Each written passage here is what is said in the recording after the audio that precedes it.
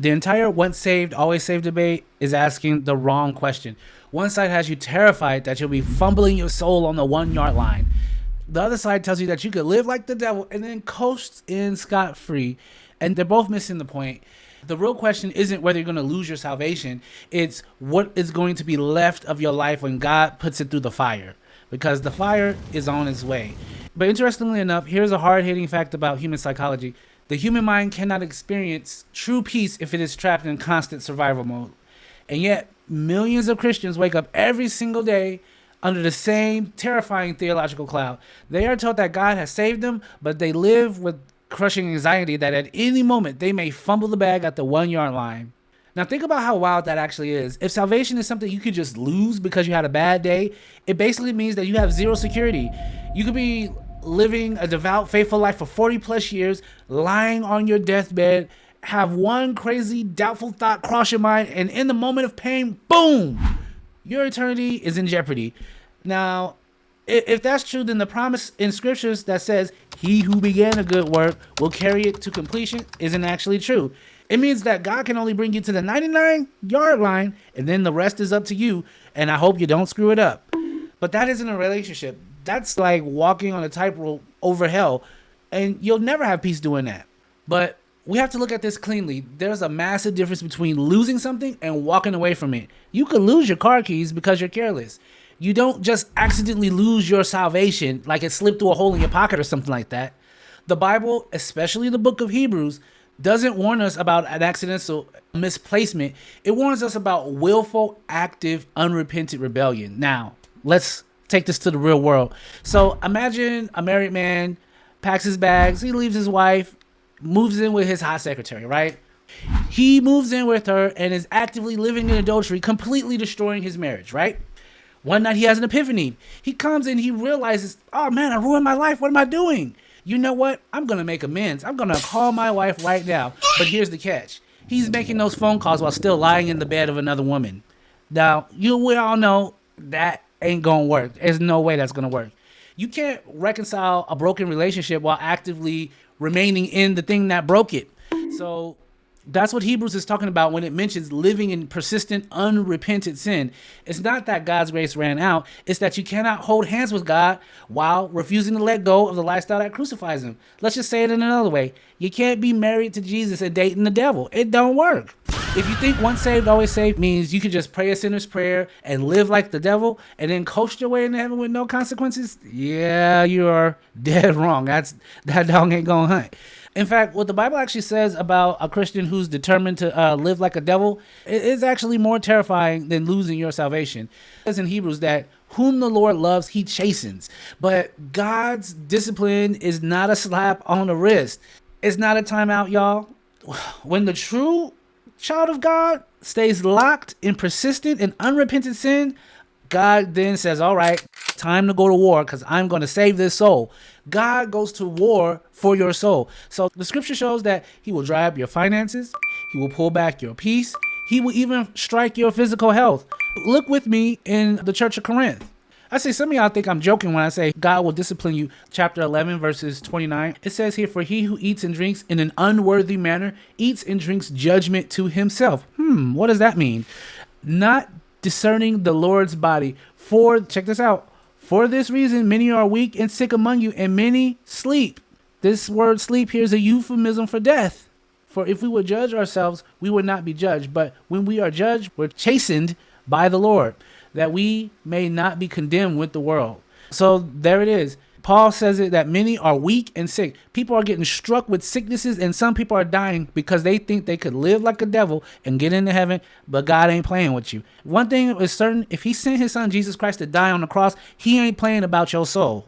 You think you think he sent his son to die on the cross for you and then for you to live like this? Oh, no. Yeah. You could play with him if you want to play with him, but best believe he'll be drawing up your finances, you'll be sick, and then you'll be gone. You keep playing with him.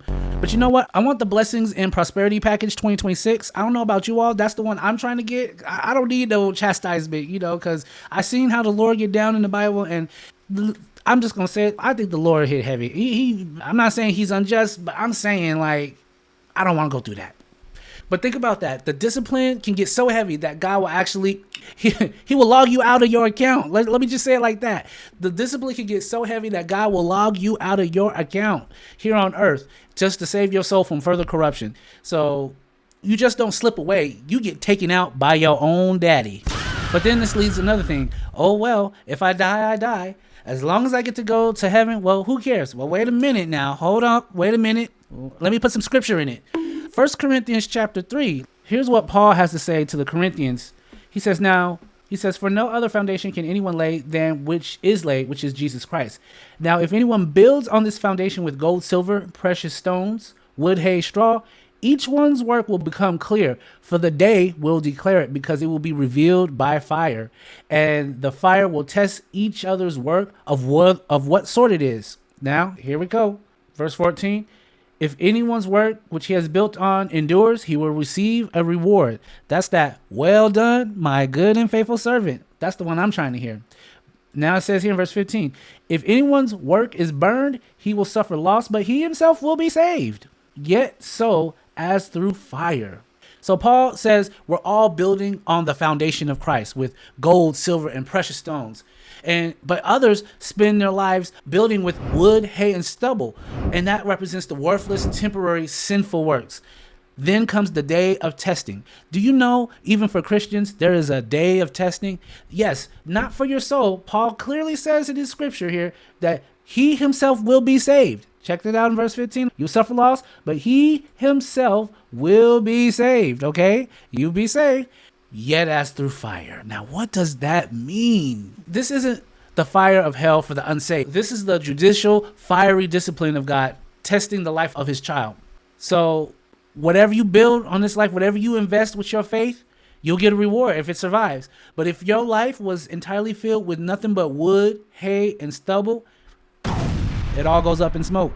So what does that actually mean? Imagine a man waking up in the middle of the night. His house is completely engulfed in flames. He doesn't have any time to grab wallet, photos, savings, shoes. He just busts out the front door as wood and ember fall over his head, running to the front yard with nothing but the clothes on his back, and even the clothes are singed and smelling like smoke and ash. I don't know if you've ever experienced what it's like having nothing. When you lose everything, you don't even have a change of clothes, shoes. You just have what's on your back. Think about all the things we take for granted that we use all the time. And so this is what someone's eternity could look like. To step into eternity with you losing everything and ruin, everything complete loss. You made it, you're safe, but you're standing there practically naked and empty-handed before the King of Kings and the Lord of Lords.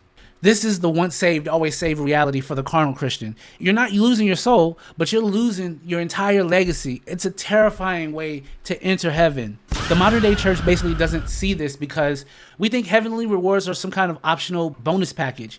We basically neutralize the reality of the Bema Seat judgment, and we're acting like these rewards are just some sprinkles on top of a cake. Nice to have, but no big deal if you miss out.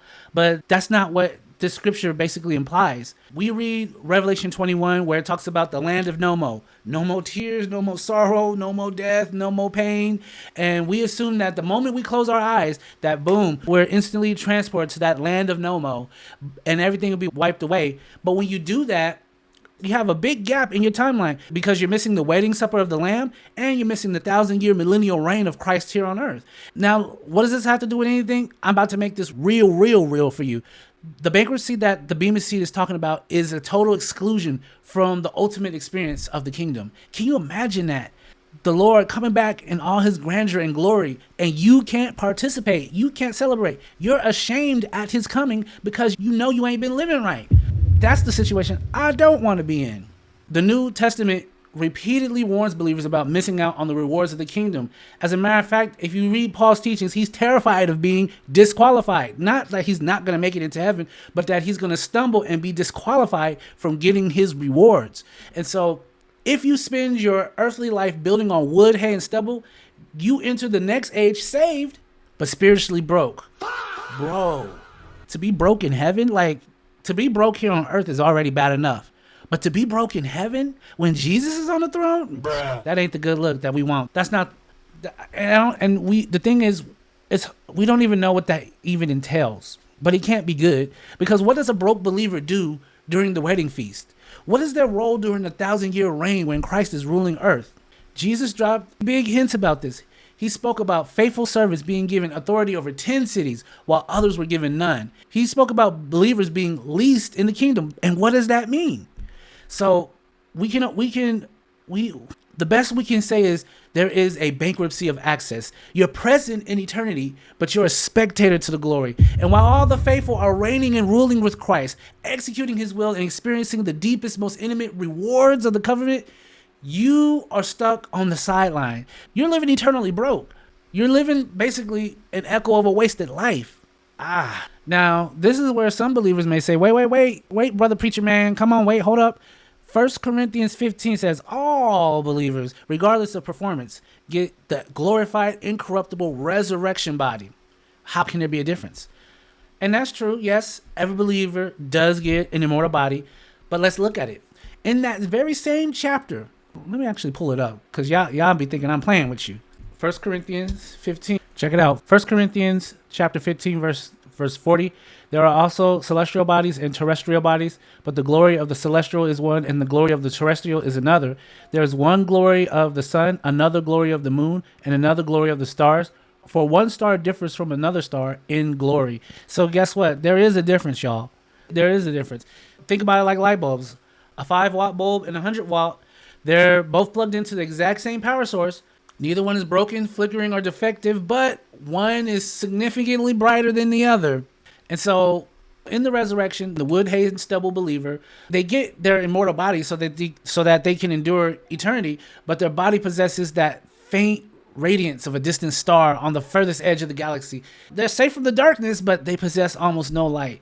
Meanwhile, the saints who sacrificed everything, who built with gold, silver, and all the precious stones, they're going to blaze like the noonday sun right in the inner courts.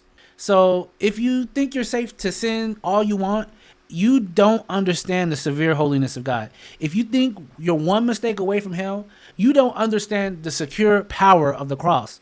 Your salvation is secure in his hands, but your eternity and your rewards, your status, your radiance, and your capacity to experience the glory of the King, that is being built by you right now with every single decision you make. So the question remains, are you building with gold? Or are you preparing to stand before Jesus with nothing but some smoking clothes running out of a burning building? You tell me.